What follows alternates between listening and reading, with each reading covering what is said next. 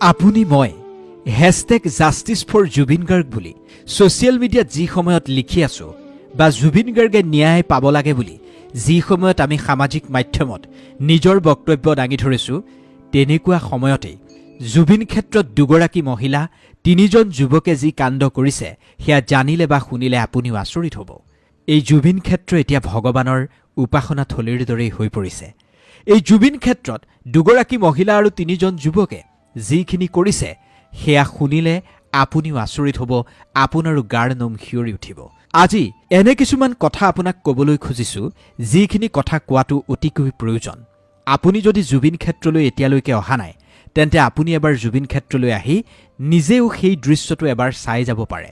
আজি এনে কিছুমান কথা আপোনালোকক ক'বলৈ ওলাইছোঁ, যিসমূহ কথা সচৰাচৰ কোনেও কোৱা নাই। দুই এজনে কৈছে যদিও এই কথাবোৰ মানুহে জনা নাই, কিন্তু কিছুমান কথা মানুহে জনাটো দৰকাৰ। জুবিন গাৰ্গৰ এই ক্ষেত্ৰখন ভগৱানৰ উপাসনা থলীৰ দৰে হৈ পৰিছে সঁচা। আমি সকলোৱে নিজকে জুবিন গাৰ্গৰ অনুৰাগী বুলি ভাবোঁ, সেইটোও সঁচা। জুবিন দা আমাৰ মাজৰ পৰা কায়িকভাৱে নোহোৱা হৈ যোৱাৰ পিছত বহু অলৌকিক ঘটনাৰ আমি সাক্ষী হৈছোঁ। বহুতেই দৌৰি দৌৰি দূৰ দূৰণিৰ পৰা সমাধি ক্ষেত্ৰলৈ আহিছে। কোনোবাই চাইকেল মাৰি, কোনোবাই খোজকাঢ়ি, কোনোবাই দৌৰি আহিছে এই সোণাপুৰৰ কমাৰকুছিৰ জুবিন ক্ষেত্ৰলৈ। বিভিন্ন ধৰণৰ অলৌকিক ঐশ্বৰিক ঘটনাৰ সাক্ষী হৈ পৰিছে সোণাপুৰৰ এই কমাৰকুছি। এই অলৌকিক দৃশ্যৰ মাজতেই দুগৰাকী মহিলা আৰু 3জনমান যুৱকৰ কিছু অদ্ভুত কাণ্ডই আজিৰ এই ভিডিঅ'টো প্ৰস্তুত কৰিবলৈ আমাক বাধ্য কৰালে। কেৱল দুগৰাকী মহিলা বুলি ক'লেই ভুল হ'ব। চকুত পৰা দুগৰাকী মহিলাৰ কথা কৈছোঁ যদিও তেনেকুৱা আৰু কেইবাগৰাকীও মহিলা আছে যি জুবিন ক্ষেত্ৰত এই কামবোৰ কৰি গৈছে। যদিও 3জন যুৱক বুলি কৈছোঁ, তেনেকুৱা কেইবাজনো যুৱক আছে যি জুবিন ক্ষেত্ৰত সেই কামবোৰ কৰি গৈছে, যিখিনিয়ে সকলোকে আচৰিত কৰি তুলিছে। জুবিনৰ মৃত্যুৰ ন্যায় বিচাৰি আমি যিটো সময়ত হাহাকাৰ কৰি আছোঁ, সামাজিক মাধ্যমত ইটোৰ পিছত সিটো পোষ্ট দিছোঁ, কিন্তু সেইখিনি সময়তে কিছুমান সৰু মানুহে এনেকুৱা কিছুমান ডাঙৰ কাম কৰিছে যিখিনি মানুহৰ দৃষ্টিলৈ অহা নাই। কোনেও নজনাকৈ, কোনো স্বাৰ্থ নথকাকৈ তেওঁলোকে যিসমূহ কাম কৰি গৈছে সেয়া আপুনি নিশ্চিতভাৱেই প্ৰশংসা কৰিবই লাগিব। আপুনি মই কৰিব পৰা নাই, কিন্তু তেওঁলোকে সেয়া কৰি দেখুৱাইছে। এই যে ঠাইটুকুৰা দেখিছে, এয়া জুবিন ক্ষেত্ৰ বুলি সকলোৱে মানি লৈছে। এই জুবিনৰ সমাধিস্থল এতিয়া এক পবিত্ৰ ধৰ্মীয় স্থানৰ দৰে হৈ পৰিছে। দূৰ দূৰণিৰ পৰা এই জুবিন ক্ষেত্ৰ চাবলৈ যিমান মানুহ আহিছে, কোনোবাই যদি তাত চাকি জ্বলাইছে, ধূপ জ্বলাইছে, আন কোনোবাই আকৌ গামোচা এখনকেই জুবিন ক্ষেত্ৰত জুবিনদালৈ বুলি সমৰ্পণ কৰিছে। জুবিনদালৈ মৰমত কোনোবাই যদি ফুল অৰ্পণ কৰিছে, কোনোবাই ডিঙিৰ চেইনডালকে খুলি দিছে। জুবিনদাই ভাল পোৱা বস্তুবোৰে এই জুবিন ক্ষেত্ৰত অৰ্পণ কৰিছে মানুহখিনিয়ে। কোনোবাই ফটো দিছে, বিভিন্ন ধৰণৰ বয় বস্তু জুবিনদালৈ অৰ্পণ কৰিছে। কিন্তু আপুনি জানেনে, এই জুবিন ক্ষেত্ৰ ইয়াৰ পূৰ্বে কি আছিল?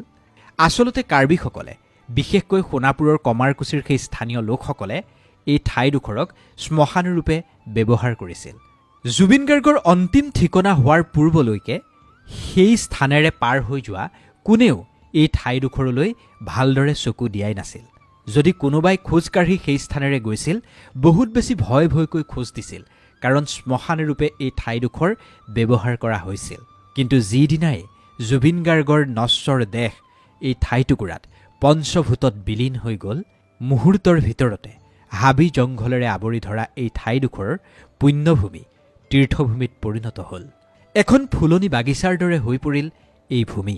শ্মশানক মানুহে কোনোদিন পবিত্ৰ বা তীৰ্থভূমি বুলি গণ্য কৰাৰ উদাহৰণ অসমত নাই।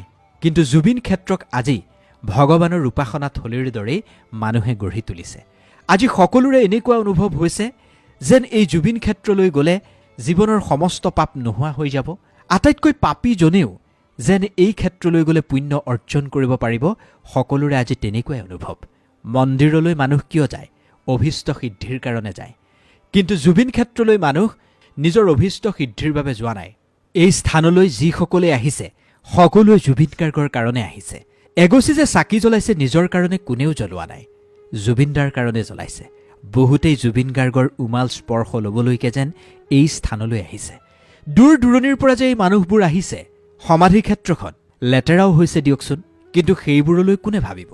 সামাজিক দায়বদ্ধতাৰ কথা এটা আছে দিয়কচোন, কিন্তু সামাজিক দায়বদ্ধতাৰ কথা আপুনি মই ভাবিছোনে কোনোবাই কেতিয়াবা কল্পনা কৰিছিলনে একোখন সমাধিত এনেদৰে চাকি জ্বলিব, এনেদৰে ধূপ জ্বলিব? সুগন্ধি ধূপৰ সুবাসে এখন সমাধিথলীক তীৰ্থভূমিলৈ পৰিণত কৰাই দিব? কোনে ভাবিছিল? মানুহে নামঘৰ বা মন্দিৰত চাকি জ্বলায়, সত্ৰত চাকি জ্বলায়, নামঘৰ মন্দিৰৰ সন্মুখত চাকি ধূপৰ দোকান বহে। সমাধিস্থলীৰ সন্মুখত কেতিয়াবা ধূপ চাকি গামোচাৰ দোকান বহা দেখিছিলনে? জুবিন ক্ষেত্ৰত চাওক, শাৰী শাৰী চাকি ধূপৰ দোকান বহিছে। জুবিন ক্ষেত্ৰলৈ অহা সকলোৱে সেই দোকানবোৰৰ পৰা গামোচা কিনিছে, চাকি ধূপ কিনিছে আৰু জুবিন ক্ষেত্ৰত জ্বলাইছে, ফুল কিনিছে, ফুল আগবঢ়াইছে। এই যে ঠাইবোৰ লেতেৰা হৈছে, সেইবোৰ পৰিষ্কাৰ কৰাৰ দায়িত্ব কাৰ? নিস্বাৰ্থভাৱে দুগৰাকীমান মহিলা আৰু কেইজনমান যুৱকে এই কামখিনি কৰি গৈছে। জনজাতীয় এই মহিলাসকল বা এই জনজাতীয় যুৱকসকলে যেনেদৰে জুবিন ক্ষেত্ৰত নিস্বাৰ্থভাৱে সেৱা আগবঢ়াইছে, এয়া ভাষাৰে বৰ্ণনা কৰিব নোৱাৰি। কোনোবাগৰাকী মহিলাই যদি সন্তানক পিঠিত লৈ জুবিন ক্ষেত্ৰত ঝাৰু মাৰিছে, কোনোবাই আকৌ ডাষ্টবিনটোকে হাতেৰে স্পৰ্শ কৰি জাবৰ পেলোৱাত ব্যস্ত হৈ পৰিছে। বৰষুণ দিয়াৰ পিছত এই শীতৰ সময়ছোৱাত নিয়ৰ পৰাৰ পিছত চাকিবোৰ ক'লা হৈ গৈছে। যিবোৰ চাকি দূৰ দূৰণিৰ পৰা অহা অনুৰাগীয়ে জ্বলাই থৈ গৈছে, সেইবোৰ যদি তেনেকৈ ৰখা হয়, তেন্তে জুবিন ক্ষেত্ৰত এক অভাৱনীয় পৰিস্থিতিৰ সৃষ্টি হ'ব। সেই যাতে বিশৃংখল পৰিস্থিতিৰ সৃষ্টি নহয়, অনুৰাগীৰ সংখ্যা হ্ৰাস পোৱাৰ পিছত কেইজনমান যুৱকে এই চাকি ধূপবোৰ পৰিষ্কাৰ কৰি গৈছে। যুৱকসকলে কি কৰে জানে? হাজাৰ হাজাৰ মিঠাতেলৰ চাকি যে সেই স্থানত দম হৈ যায়, পুৰুষবোৰে বেলচাৰে চাকিবোৰ এটা নিৰ্দিষ্ট স্থানত দমাই থয়। তাৰপিছত স্থানীয় একাংশ মহিলাই পাল পাতি সেই চাকিবোৰ বুটলি ডাষ্টবিনত ভৰাই ঠাইখিনি পৰিষ্কাৰ কৰে।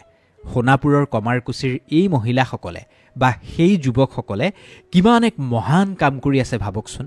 বিনা পাৰিশ্ৰমিকে এই মহিলাসকল বা এই যুৱকসকলে এই কামবোৰ কৰি থকা নাইনে? ইয়াতকৈ আৰু জুবিনদাৰ প্ৰতি ডাঙৰ ভালপোৱা কি হ'ব পাৰে? জীৱনকালত জুবিন গাৰ্গে সকলোৰে কথা ভাবিছিল। অসহায় দুখীয়া দৰিদ্ৰজনৰ পৰা আৰম্ভ কৰি ৰোগীয়াজনলৈকে সকলোৰে বাবে চিন্তা কৰিছিল জুবিন গাৰ্গে।